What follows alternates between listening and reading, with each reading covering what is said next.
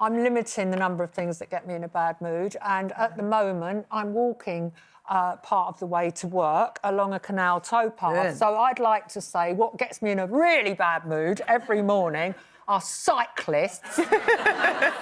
I'm sorry, a towpath is a shared space. There are women with baby buggies. There are, whatever. There are joggers. Yeah. Some joggers have their elbows out more than others, but the people that really get on my nerves are the cyclists that whiz up behind you and haven't got a bell. But I hear you. I hear when in our old studios where we used to live, work, whatever. I used to commute and walk in from Vauxhall, so I totally hear what you're saying with that. Yeah. Cyclists come from behind you, and then they're right there, or you're going under a canal bridge, and it's a very confined space, and then you hear bing, bing, bing, bing. And I said to one yesterday, what do you want me to do? Get in the canal! The thing is, with dogs, they're so happy when you come home. They're much easier to feed. They smell better. They smell slightly better. Do they put the bins out? They're quite, you know, they're good at grooming themselves. I'm sure you could train them to put the bins out. That'd be useful. Oh, I'm working on it. Yeah, I like that. Yeah, so it's all... I kind of get the thing with dogs is they give you unconditional love. They don't want anything from you except feeding and loving and... You know, they don't say, oh, you're putting on a bit, aren't you? Yeah. And when they do get on your nerves, you know, you can either, you know, rehome them or... Well, Paul, down. Yeah. Well, take them to the vet. You are with the majority of people because we did a poll. Castrate them legally. Oh, there you go. Where are you going to find out? Not only that, you don't even have to clear it with them first. Exactly. They've no say in it. A couple of weeks ago, I was in London and I had a cancellation from a friend who I was going to meet, and I felt really tense, and I decided that I needed a massage. So I knew that there was some, you know, dubious massage places in London. So I found one that I thought was fine and it was good and it was nice. And I went downstairs and I said, I'd like a you know, deep tissue massage, please. And they said, would you like a gentleman or a lady? And I said, I really don't mind as long as they can, because, you know, some of them are like tickly, aren't they, like that? So anyway, this gentleman came in and the music on, very normal. Massage, massage, massage. Whale music? Turn you... It wasn't whale music. No whales? No, actually, it was a little bit of a soul, a little bit of Marvin Gaye going on. Oh, let's get it on. Yeah, let's get it on. So anyway, I had the massage and then... Maybe that should have been your first one. And then turned over and then had my shoulders done. Anyway, 60-minute massage came to the end and he said, how was that for you? And I said, it was lovely, thank you so much, I'll definitely come here again. And he said... He stood and he looked mortified with embarrassment, looking at Nana there on the bed, and it was like he'd been forced to say it. And he said, could I interest you in an extra 15 minutes of a more intimate nature? And I was so embarrassed, I just went, no, I'm all right, but thanks for asking. Now, we were talking about technology earlier, about it taking over the world. Is it making your brain dumb and listening to too many apps rather than going to church? Well, it could soon be taking over your bedroom as well. According to a university professor, intimacy with robots could become normal by 2050. Oh, thank God I'll be dead. I'm not joking. Oh, my goodness. Yeah, not even just like a fancy having a go or anything like that. No, it's going to become completely and utterly normal. Now, basically, it's thought they could help strengthen marriages because robots offer a safe, dependable outlet when your other half isn't in the mood.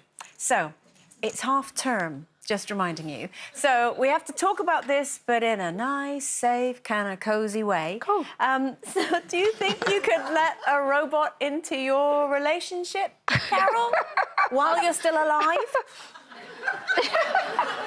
Well, I have to admit, I did always fancy the Daleks.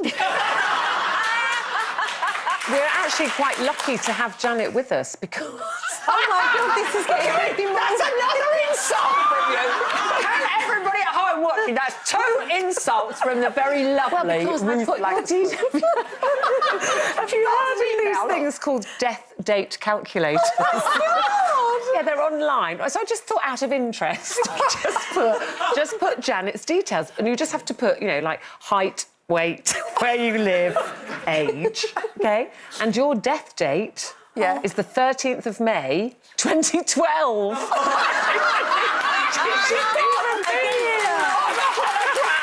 Moving your eyes from side to side, doing this horizontal eye movement. That just looks like you're 30 seconds each day helps with memory tasks by activating and linking your two brain hemispheres. How? Which way? Show me. So from side to side. Oh, that looks dodgy.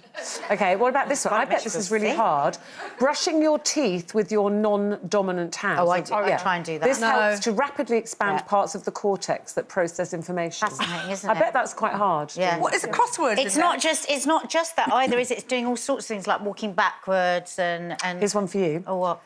If you can't remember people's names, clenching your fists. Research suggests that balling up your right hand and squeezing it tightly helps memorise names and lists. I am Ruth. Hello, Ruth. Do you not think that might get in trouble? I live in the ghetto. No, but maybe when someone's being introduced to you, your right hand here, and you go, hello, and you squeeze your hand as you're saying their name. I thought things like crosswords and stuff like that would be on there, but there's not. No, it's not. Staring at trees. Who would have the audacity to push themselves forward like that? Do a Janet. Who would do it? Who else would do a Janet? But Janet herself. OK, I'm going to confess that recently I came into work and, call me petty, I counted the number of pictures on the corridor between the front door and my dressing room that I was in. This is a true story, by the way. This is a true story. And I counted, and there was only one proper picture of me, and there was one which I was hidden behind somebody else. And all these ladies, and in fact all the other ladies, had more pictures than me. And I was in a bad mood anyway, because it was early in the morning. And I like you, Janet. Yeah. Do you know what? It's like Morecambe and Wise. I just give her the lines. I went into the work. I pick them up every time. I've had it with this building. Why have you all got more pictures than me when we're all supposed to be the same? So the next day, this is what I encountered. They doctored every single picture on the corridor. It's so brilliant. I'm in every picture. But you did get your way. I have counted today, and there are 3 pictures of me. And then I went out and went, well, how many of me? I don't like this. So I went and counted mine. And I've got 3, so we're all right, we're equal. I always get annoyed that I try and do things, you know, I try to not bottle things up, but then I try to let things go, because everyone's got an opinion on what you should be doing for your perfect relationship. So now I just do what works for me, which is... And does it work for him, Stacey? Well... This is brilliant. I like to write down... OK, so I've been in relationships... Bear with me. It's bad. It's bad. I've been in relationships before where I've been told what has happened, and I've been convinced myself that that's not the way that it went, but had no proof. Yeah. So now I like to just write it down. If something's bothered me or upset me or an event has taken place in which I feel I might want to refer to at some point in the near future... I think you're wise. You're a wise woman. And not to Date it? Yeah, well, I'll write, like, today, Tuesday. So that's your ammunition store. No, not necessarily. Go back to it. Sometimes I will use it if I need to defend myself in a case that's happening. Or prove you're right. Exactly. Yeah. This year is my 50th year, and so I've been saying yes to a lot of things that I would normally sort of say no to, and I've been kind of going out on my way to... Lucky Nick.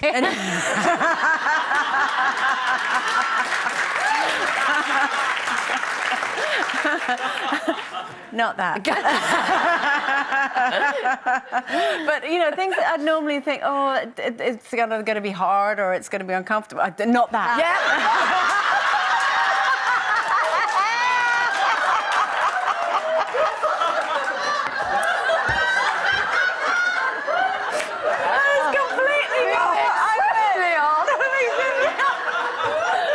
You want to talk about television programmes? I'm talking about television programmes, things that I would not normally do.